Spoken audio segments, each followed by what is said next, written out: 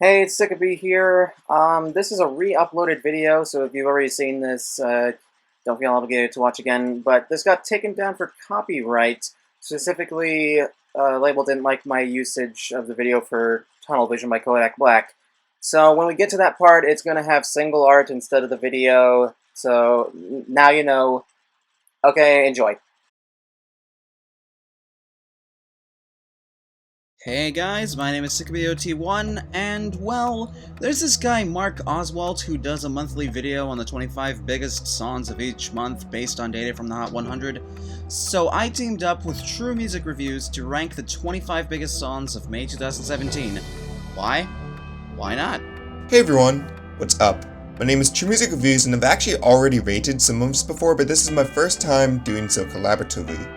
Although Sickabee and I do disagree on the quality of a fair amount of songs, we decided to dive into this collab so we could discuss the 25 biggest hit songs of May 2017. Personally, I think 2017 has been doing alright, although I'm not a huge fan of some of this year's trends, especially trap. But there's enough gems and rising stars to keep this year afloat with me. On the other hand, in my opinion, although it started off in a bit of a rough patch, 2017 actually has been a pretty good year for pop music so far. Although there has been a fair bit of garbage clogging up the top 20, a lot of truly great songs have also managed to become hits as well. My biggest issue of 2016 was that it was boring, it was stagnant, it was just a monotonous slog of tropical house. However, 2017 has seen the Billboard Hot 100 to be a lot more interesting, diverse, and fluid than it has been in years. But enough broad explanations, let's start with one of the few songs on this ranking we both agree was pretty awful. If you don't already know, Julia Michaels is a prominent songwriter who has penned genuinely enjoyable hits such as Sorry by Justin Bieber, Close by Nick Jonas, and All in My Head Flex by Fifth Harmony. However, she has also contributed to some pretty damn terrible songs like Hands to Myself by Selena Gomez and Heavy by Linkin Park. And really, regardless of her accomplishments as a songwriter, it's clear that her writing skills don't translate into actual singing talent. She strains her voice so much to make it sound like her relationship is doing harm to her, but the production isn't able to back her up. This demands an acoustic guitar arrangement or maybe even loud electronics, not this faux trap sound. Julia's voice cracks so much throughout the song that I'm quite certain that she has never had vocal training in her life. It's pretty damn clear that she is not ready to front her own song. It also really does not help that the writing of this song is completely insufferable. However, the two worst parts of the song are the off-key bridge and the unlistenable central line. One of them is how bad I need you. One of the worst moments in pop music 2017, hands down. Next. Body like a back road, driving with my eyes closed. I already talked about this song as well as some others a while back in a top 20 ranking video, so I don't really have much to say here. It's dumb, it's stupid, it's dumb. You know why it's stupid, I know why it's stupid. I can't add anything. However, the fact that a much better country song recently hit the top 20 fills me with relief. Save us, Brett Young. For fuck's sake, who thought that comparing a woman's body to a beat-up road was a good idea?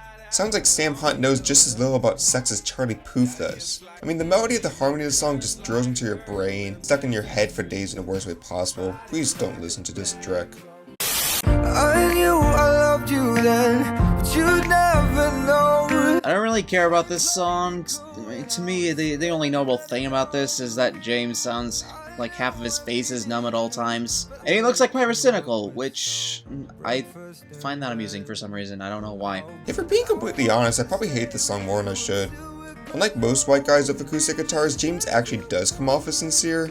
However, when I hear the song on the radio, I just am filled with a sense of dread that makes me want to skip the song immediately. James Arthur's Kermit-like voice and the schmaltzy instrumental make the song pretty unbearable, even though it's only 3.5 minutes long. Ed Sheeran, this guy is not. And in a year where Ed Sheeran is pretty dominant, I can feel justified in saying we don't need this guy around.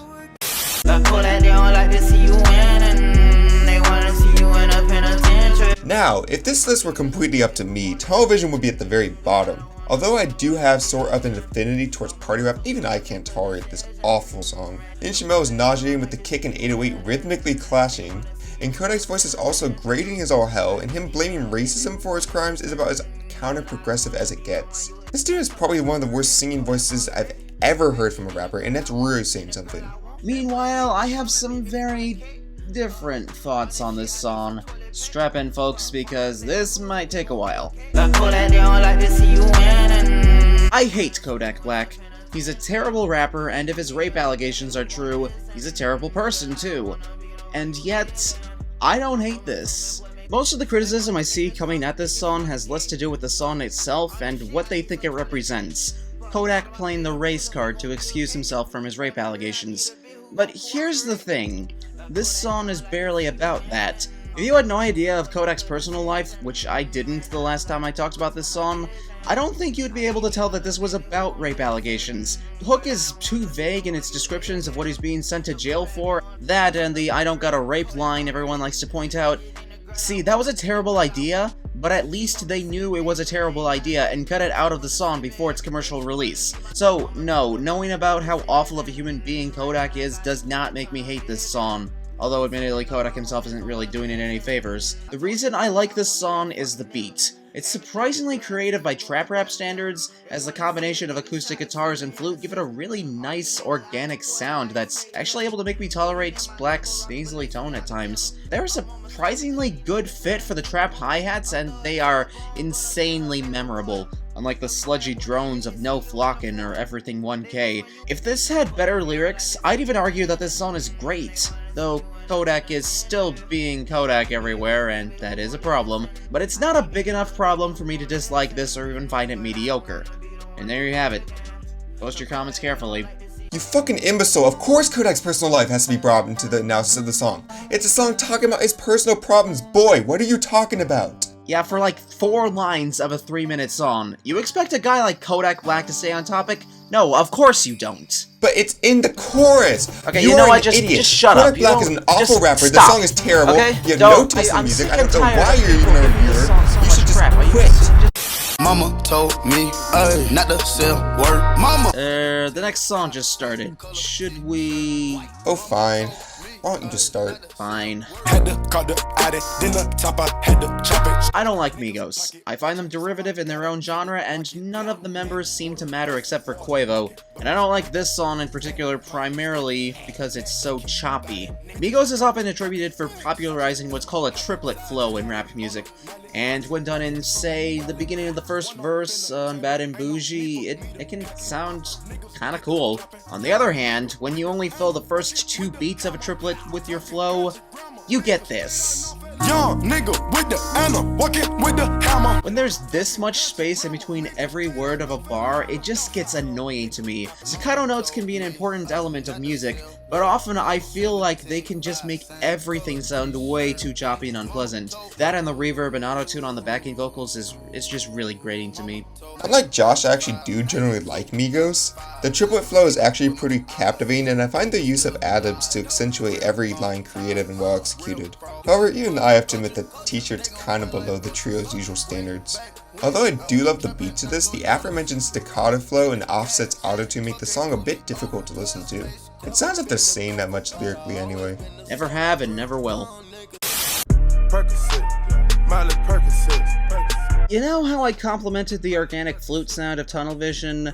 Well, Maskoff's flute is pretty much the exact opposite of that. I think it's clear that this song was never meant to be big. It feels like there was so little effort put into this other than slapping on a vaguely recognizable melody from the 70s and calling it a day. Even Future sounds bored with himself on this, barely elevating himself beyond a sleepy mumble. I have to agree with Josh here. I do actually like the song. The playful flute sample sounds pretty intriguing, but its repetitive looping makes it lose its touch after a while.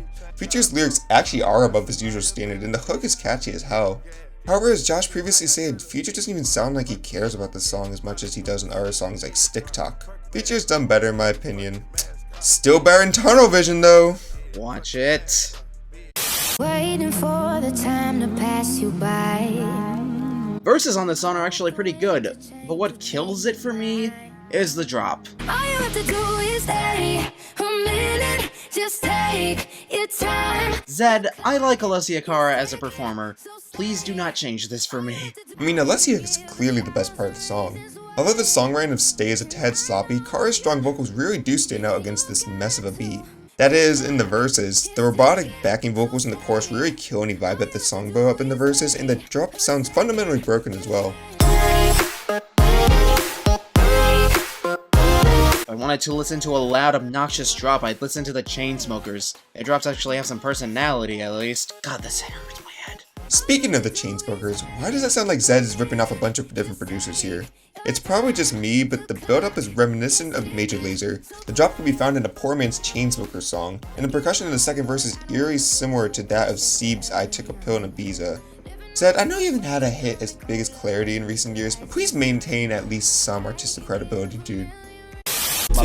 Bad and bad. Cooking up dope with a Uzi. I'm about ready for this song to just leave, honestly. No new insight, I'm done with it. Although I think the song is pretty damn solid, I have to agree. There are much better rap songs in the top 20 right now. Next. Yeah, you're looking at the truth, the money never lie, no. I'm the one, yeah. Don't let the somewhat low ranking of this fool you. TMR and I both actually kind of like this song. Look, there are some issues. The auto-tune on Quavo, Bieber, and especially Wayne's voice could have been mixed a bit better. The braggadocious sentiment of the hook could have been executed a bit better as well, and some of the lines in the verses were flubbed. However, I'm the One is a pretty decent summer jam that I'm pretty happy is being played in the radio.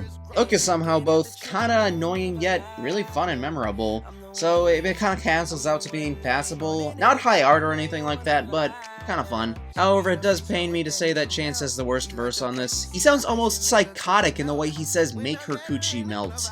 I don't know how to react to that. Yeah, Chance really does sound a bit out of place here. Surprisingly, Quavo probably fares best with his relatively sentimental verse dedicated to his lover. Legs need love too, I suppose. I'm in love with the shape of you. We push and pull like a magnet do. Oh, I've already talked about this song before. Although I used to like Shape of You, extreme overplay basically killed every positive thing I had to say about the song. However, I also did begin to notice some pretty major flaws within the song's composition as well. From the awkward phrasing of the chorus, to the clunky nature of the instrumental, it's just a shrinker for me. I still like it. Though it does take until the bridge for the song to start getting really good. Even still, I love that xylophone melody more and more every time I hear it. So yeah, I think it's gonna be a while before I hit overplay fatigue on this. To each his own, I guess. I sure as hell hope we can agree on that next pick. Yeah, about that. I don't really care if you cry. I don't get it. I really don't get it. Push me to the edge. All my friends are dead. To me, this is pretty much clickbait the song. Even the way the title is spelt is clickbaity and cringy. On the surface, you might think that this song is about the horrors Uzi faces growing up in the environment he did, or even in his life as a famous rapper. But the problem is that's not what the song is about. At least not entirely. It's about all the weird noises and voices Uzi can make and just messing around on this repulsively sloppy beat. Also, his tone of voice gives me no clear indication of what I'm supposed to feel about his predicament. Am I supposed to sympathize with him? Cry? Be angry? Hate his guts? I don't know. Lil Uzi Vert is not a good performer, and he's especially not good enough to pull off a topic this dark. I might even call this my least favorite song this guy has put out just for how incompetent it is. Wow, I cannot disagree more, dude. I generally do not like Lil Uzi Vert, but EXO Tour Life is actually an absolute masterpiece. For a start, the instrumental is just incredible. The bassy backbeat, eerie synths, and hard-hitting drums set the mood perfectly. Uzi's autotune actually really helps to emphasize his distress. His slipping into various octaves is way more cohesive than it should be. Uzi killed his vocals here. Although the verses do go a bit off topic, the hook actually is really incredible. Uzi actually demonstrates emotional depth, contemplating suicide after experiencing a tragic breakup of his girlfriend. The chorus is written in the best way imaginable and is catchy as hell. I wish Uzi was this good normally. Now they always say congratulations. Ooh, I'm also a fan of this one. Although I did find White Iverson incredibly tepid and boring, Congratulations really is a bop. For a start, the lyrical sentiment is in the right place. Malone and Quavo come off as grateful, not boastful. The chorus and the pre-chorus are also catchy as hell. Metro Boomin's upbeat instrumental is a nice treat in addition. Gonna have to disagree with that big time. Yes, this is better than White Iverson, but that's only because it sounded like they put some actual effort into it. But my main problem with this song, outside of the Travis Scott-esque production that sets the mood horribly, is just how confused it is and what it's trying to accomplish with the lyrics. Everyone wanna act like they important, but all that mean nothing when I saw my door. It tries to present itself as a victory lap, which I guess both Post and Quavo deserve to take at this point, but because of the lyrics about haters and flaunting all the women and expensive things they have now, it feels more like a middle finger to the haters than a party where everyone's invited. and I can't help but feel that this was the wrong tone to set for this song in particular. In my opinion, I feel like the lashing out against the haters is justified. I mean, maybe the song is a bit tongue-in-cheek, but Post Malone and Quavo reveling in their successes can also translate to proving the haters wrong. Plus, it's not even as if the two mention their haters that much in the song. So baby, pull me closer in the backseat of your Rover. You still don't like this song? Come on, it's a bop and you know it. Andrew Taggart's voice gets way too much crap. Andrew Taggart's frog-like voice, Are you listening to me? I can't believe we're even having this conversation right now. It's been months since the song dropped. Everything about this song is transcendent. Maybe that's why you don't get it. I could listen to this for hours and not get sick of it. It's the song that's going to define our generation, and I'm damn proud of that, you know? Why would the general public... Next! Send me your location, let's focus on communicating. I'm genuinely surprised that this got as big as it did. And, well, I'm glad it got big too. I didn't really think much of it when it first hit the Hot 100, but after a few more listens, I'm down with this, and with Khalid in general. He's a bit sleepy and willowy on this song, but I feel like it works to this song's advantage. It's a song about a relationship where Khalid feels that there should be more communication. That's a good message to have in pop. And the references to modern technology actually work for once because A, they're being used sparingly, and B, it works with the idea that the song is essentially taking place during a phone conversation. That and the muted guitar strumming is pretty soothing. This might be the vibiest song on the Hot 100 right now, and I'm okay with that. This is a pretty decent tune. Khalid's vocals aren't that great, but then again, this is the dude's debut single. As previously stated by Josh, the message of the track is pretty well executed. I do wish that the song was a bit more melodic, but this isn't bad for a debut. Keep up the good work, Khalid.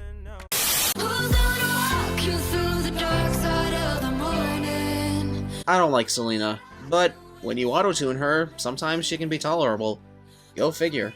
I agree with Josh. The only time that Selena Gomez ever seems to sound any good is when she's singing in a straight tone with a decent bit of autotune on her vocals. Consequently, her performance on It Ain't Me actually is surprisingly solid, and Vin Diesel's backing vocals actually complement Selena's contribution to the chorus as well. I also generally like the song's writing. Selena's tying everything back to the Bowery Hotel, and her attitude surprisingly comes off as likable. Personally, my favorite part of the song is the drop. It's made of these smooth vocal fragments that feel transcendent, as opposed to your typical loud EDM drop. But I guess other than that, I still do like this, but I wouldn't consider it very special. I like the song Kygo did with Ellie Goulding a lot more, but that's neither here nor there.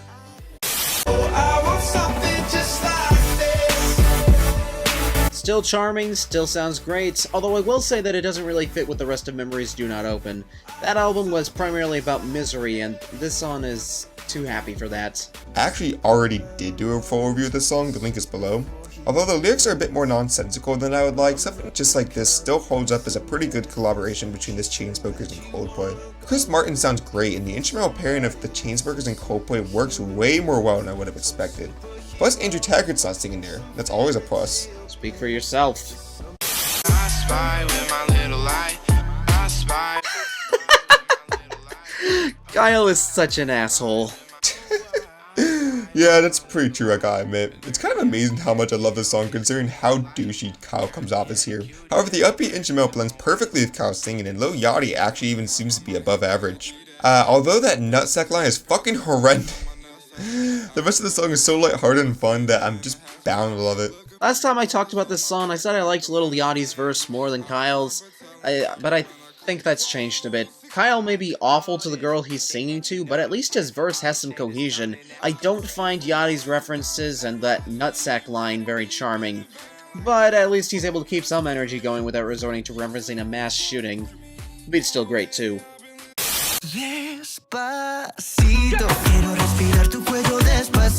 So, here we are, the biggest song in the country.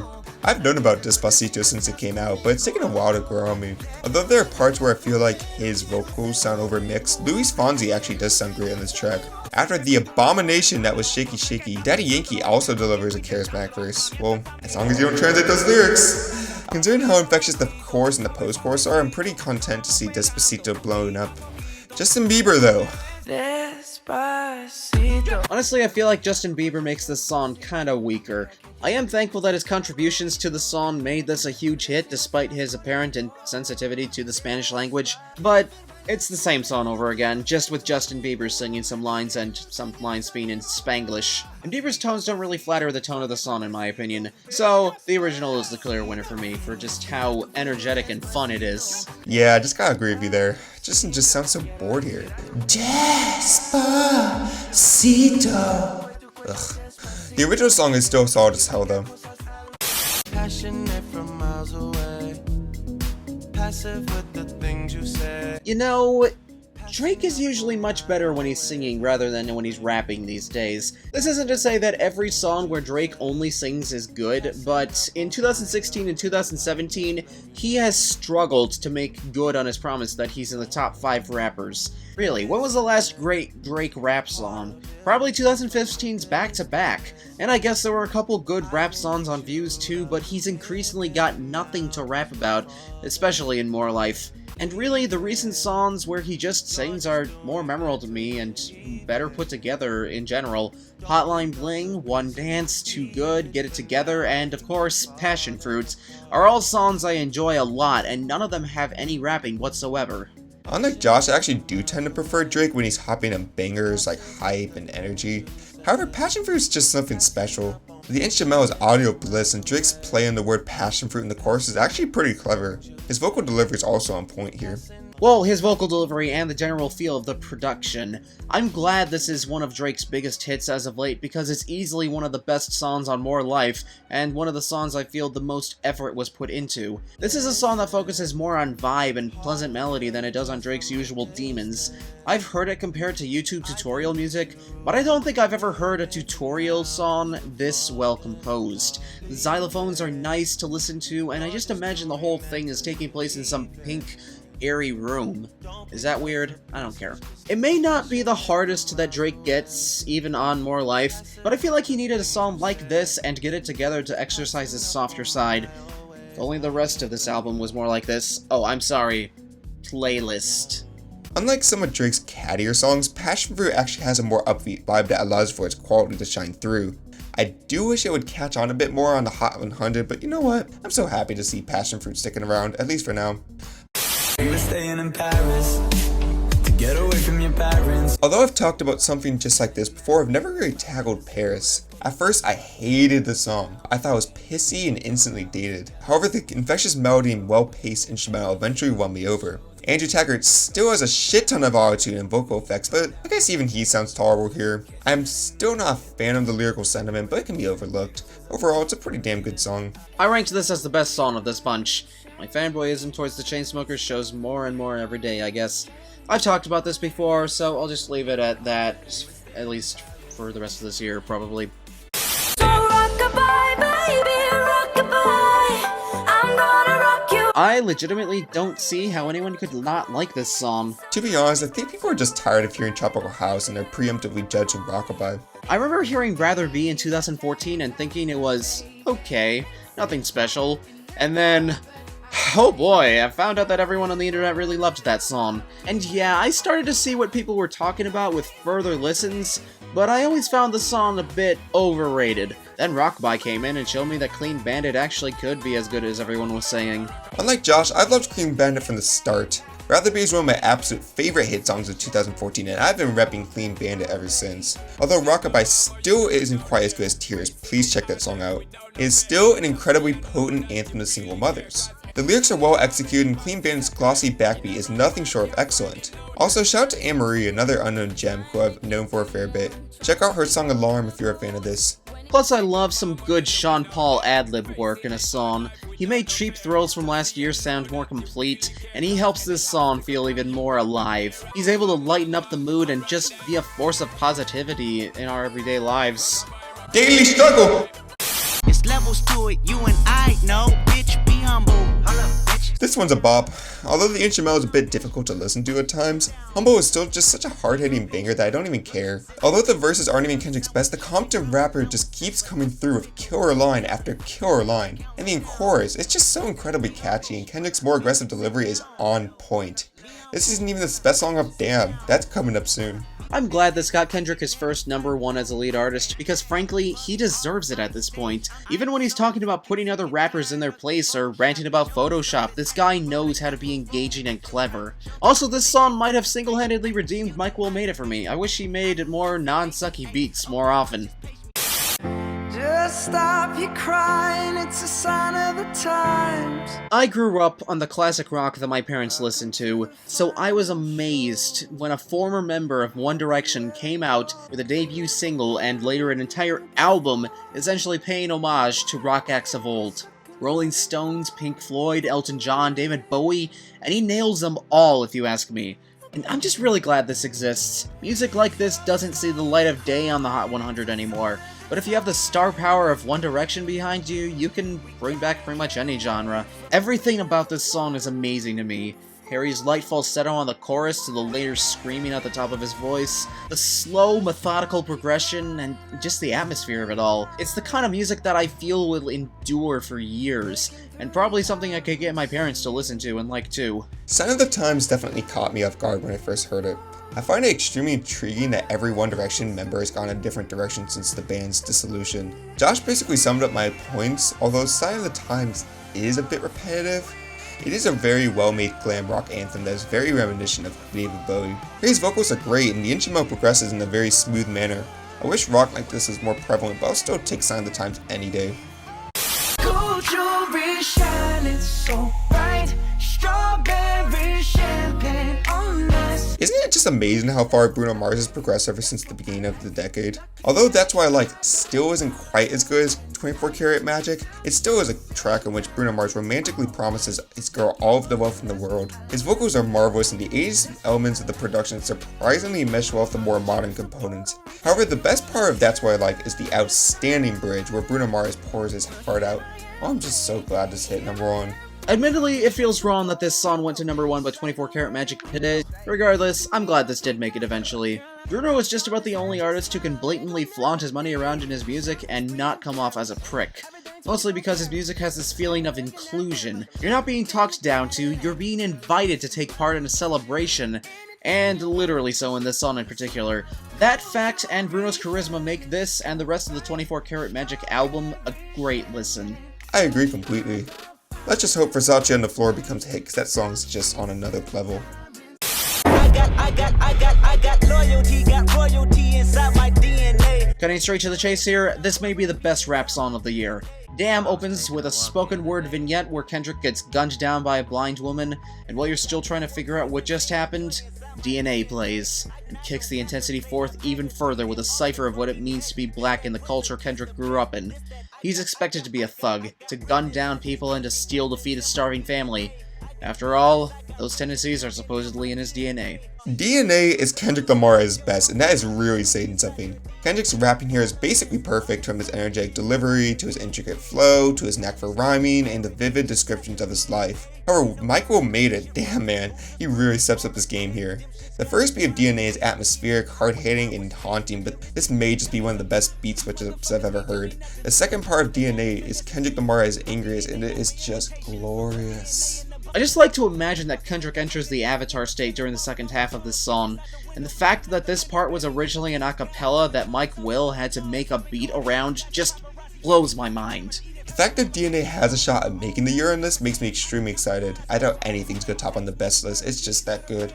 That's all, thank you for watching, and thank you Josh. Stay tuned for more True Music Reviews. Take care. Ain't no hole inside my DNA. So I was taking a walk the other day, and I seen a woman,